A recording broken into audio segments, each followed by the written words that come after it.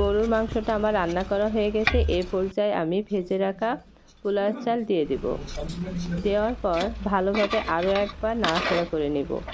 আর এই পর্যায়ে দিয়ে দেব গরম পানি। গরম পানি খুব বেশিও দিব না, আবার একেবারে কমও দিব না। আর এখানে আমি পোলাও চাল, তেল, লবণ আর বিরিয়ানির মশলা দিয়ে ভালোভাবে চাল ভেজে নিচ্ছি। এটা হচ্ছে মুরগির বিরিয়ানি করব তাই। এই যে এখানে দেখুন মুরগির বিরিয়ানি হয়ে গেছে, আর এটা হচ্ছে গরুর মাংসের বিরিয়ানি। তো আমার এই বিরিয়ানি রান্না কেমন হয়েছে অবশ্যই আপনারা কমেন্ট বক্সে লিখে জানাবেন।